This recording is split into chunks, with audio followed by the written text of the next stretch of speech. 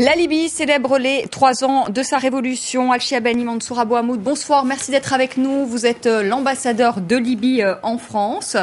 La révolution libyenne, c'était il y a 3 ans qui a chassé Mouammar Kadhafi. Quel bilan tirez-vous 3 ans après ?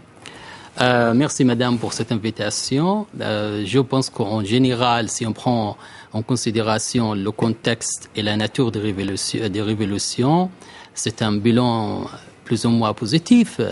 Il ne faut pas exagérer, il ne faut pas demander que les choses qui n'est pas de la nature des révolutions. C'est pas la première révolution, donc on passe par une période difficile. C'est une période de transition politique, démocratique. On n'est pas habitué avec comment gérer notre différence, comment régler, comment construire le pays. C'est un rôle très difficile. En général, on a évité peut-être le pire. On a réglé pas mal des difficultés. Lesquelles, par exemple ? Par exemple, maintenant on travaille sur 2 choses. La première, c'est d'effacer, de traiter les problèmes créés par la révolution en soi. Et traiter les blessés, par exemple. Baisser la tension entre des villes, des gens, des tribus, etc. Et après, traiter le problème du passé, de 40 ans. Il y a une culture là, il y a des différences des gens, de groupes politiques. Al-Chiabani Mansour Abou Hamoud, vous dites que c'est un bilan qui est plutôt positif, mais si on compare, pardonnez-moi, à d'autres pays qui ont vécu également des révolutions, je pense à l'Égypte ou à la Tunisie, la Libye accuse quand même un certain retard. Il n'y a toujours pas eu de constitution qui a été adoptée. Vous parlez d'un bilan plutôt positif, on parle plutôt de chaos sécuritaire aujourd'hui dans le pays, d'une économie qui tourne au ralenti. Le secteur pétrolier représente 70% du produit intérieur brut. Aujourd'hui, vous n'arrivez plus à tirer de revenus de ce secteur pétrolier. Est-ce que vous n'êtes pas un peu trop optimiste, pardonnez-moi, ce soir sur ce plateau ? Non, pas du tout. D'abord, c'est par la nature de la révolution. La révolution libyenne a pris beaucoup de temps que les autres révolutions, la tunisienne et l'égyptienne. C'est la première. Deuxième chose, c'est par la nature. La révolution libyenne est une révolution armée. C'est pas comme les autres révolutions. Elle a pris du temps, elle était armée. Et troisième chose, c'est une chose très importante. La révolution libyenne est la seule qui a réussi à supprimer, effacer le régime ancien complètement. Ce n'est pas le cas en Tunisie, ce n'est pas le cas en Égypte. Et en toute façon, on espère que la Libye ne suive pas l'exemple égyptien, par exemple. Et qui dit que la situation dans les autres pays, c'est une situation... Oui, mais dans les autres pays, pardonnez-moi, dans les autres pays, à la différence de la Libye, en l'occurrence, il y a un État. Il y a un État en Égypte, il y a un État en Tunisie. On a le sentiment aujourd'hui qu'il n'y a plus d'État en Libye. C'est-à-dire que Kadhafi, qui représentait à lui seul l'État libyen, ayant été chassé, il y a une sorte de déliquescence et plus d'État aujourd'hui. Et 3 ans après, où est cet État libyen ? Mais attendez, en Tunisie, les Tunisiens viennent d'adopter la Constitution il y a quelques semaines. Les Libyens vont faire la même chose. C'est les élections pour cette comité qui va charger d'écrire la Constitution. Ça sera le 20, c'est après 12 jours. Donc on est en train de faire ça. On a organisé des élections les plus libres dans l'histoire de la Libye, et peut-être de la région. Donc c'était il y a 1 an. On a, par exemple, le TASC.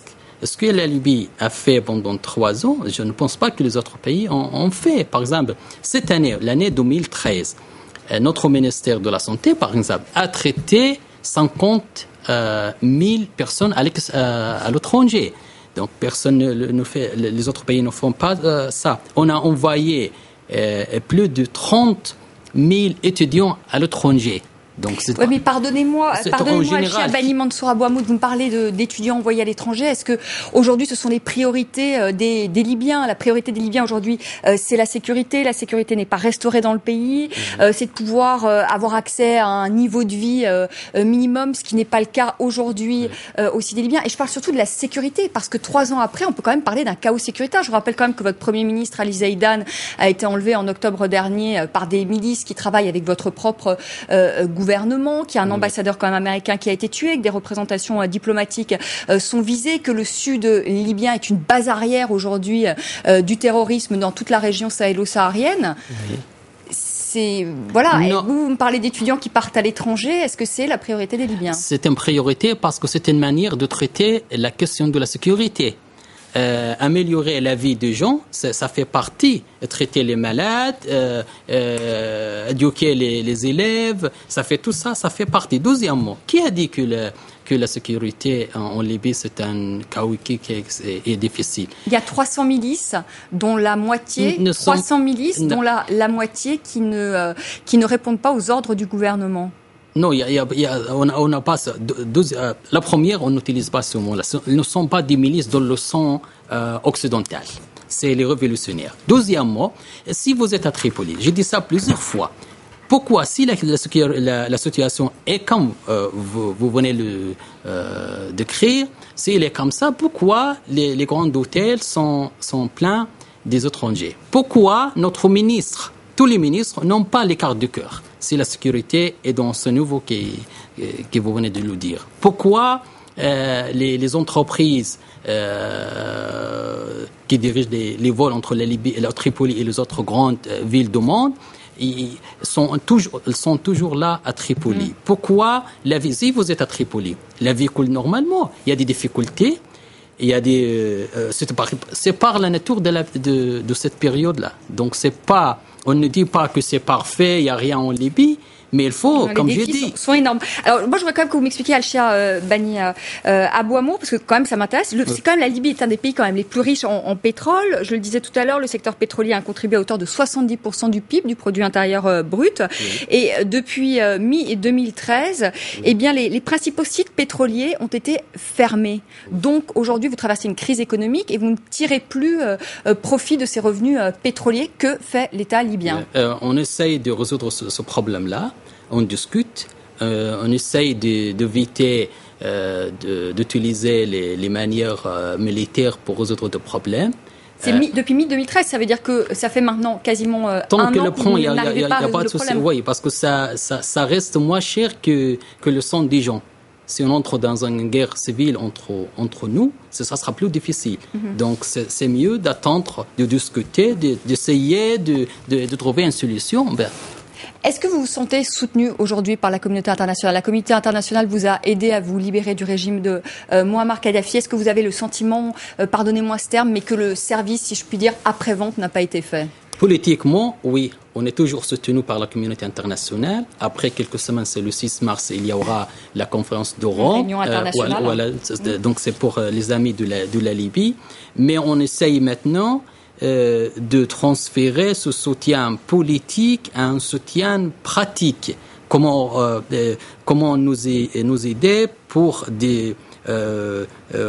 gérer les différences politiques, comment nous aider pour former les policiers, l'armée libyenne, etc. Mais le soutien politique est total. C'est important le soutien politique, mais il faut qu'il se concrétise aussi en termes d'actes sur le terrain. Oui, mais il faut toujours... On essaye de faire deux choses à la fois. Que le soutien politique soit là, avec un respect total de la souveraineté libyenne. Donc, si le soutien politique ne respecte pas la souveraineté libyenne, je suis sûr que c'est pas seulement le gouvernement libyen, mais même le peuple libyen ne sera pas content du soutien libyen. Donc, on essaye d'équilibrer les deux choses. Mais je vous assure que le soutien politique est total, régional et international.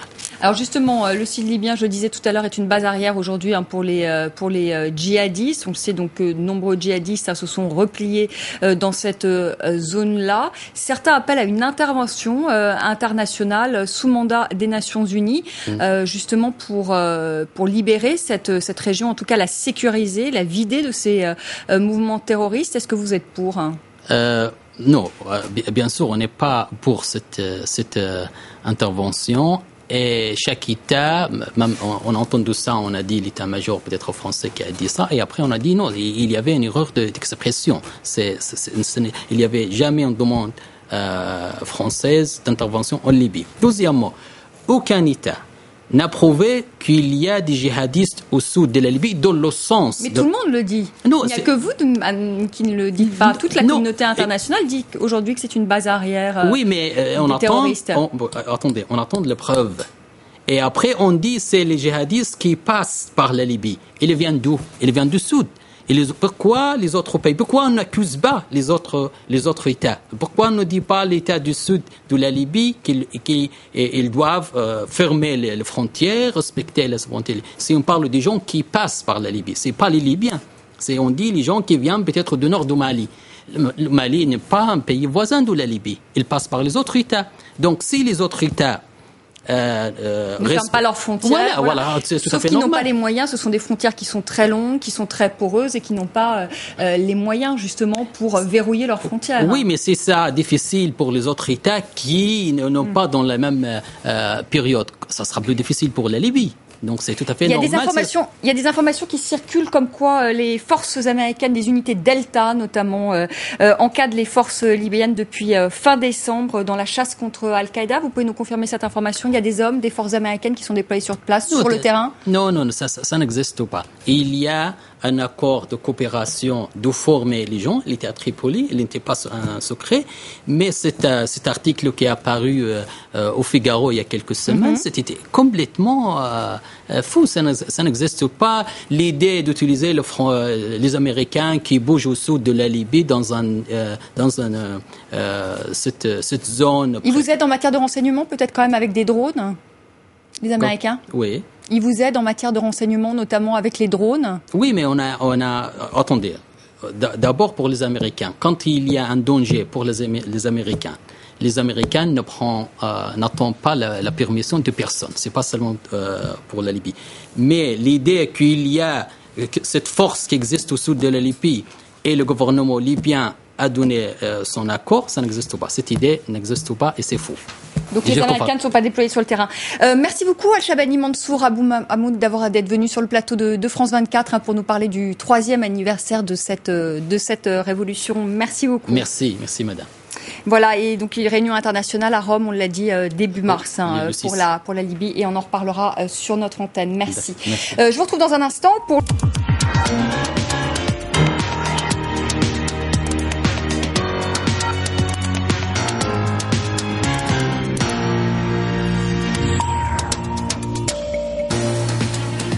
الليبيون يحتفلون بالذكرى الثالثة من ثورتهم في جو من القلق بسبب الأزمة السياسية والأمنية. الجيش السوري الحر يقيل سليم إدريس ويعين عبد الإله البشير مكانه، وموسكو توافق تمسك دمشق بالتطرق إلى ملف الإرهاب في مفاوضات جنيف 2. ماتيو رنزي يستلم رئاسة الوزراء في إيطاليا ويكلف بتشكيل حكومة من قبل رئيس الجمهورية. يتزامن اليوم مع الذكرى الثالثة لاندلاع موجة الاحتجاجات في ليبيا والتي أطاحت بنظام معمر القذافي. للحديث عن الموضوع معي في الاستوديو الشيباني أبو محمود وهو سفير ليبيا في فرنسا. أهلا وسهلا بك. يعني أجواء احتفالية في ليبيا بهذه الذكرى الثالثة في حضور عدد من الوزراء من دول المنطقة إن صح التعبير. نعم. أولا أهلا وسهلا بك أخي توفيق وشكرا على الاستضافة، واغتنم هذه الفرصة ولتهنئة الشعب الليبي بهذه الذكرى وبذكرى الثورة المباركة، ونتمنى أن تكلل بالنجاح وأن تحقق أهدافها. طبعا الأجواء من الفرح تسود أغلب المدن الليبية، لم يكن جل المدن الليبية في كل الشعب الليبي، ولكن الاحتفالات هي في مدن أكثر منها في مدن أخرى. في العاصمة تحديدا الأجواء أجواء احتفالية بامتياز. رغم صعوبة المرحلة، ولكن الأجواء احتفالية، وهذه احتفالات شعبية ليست بعاز رسمي، ليست بتنظيم رسمي، ليست بإخراج رسمي، وإنما شعور حقيقي. الناس تخرج وتحتفل بهذه الذكرى الغالية. ولكن هناك جو من القلق، ليبيا بدون دستور حتى الآن. أمر طبيعي. أولا تعودنا 40 سنة بدون دستور، وبالتالي هذه ليست السنة الأولى التي نكون فيها بدون دستور.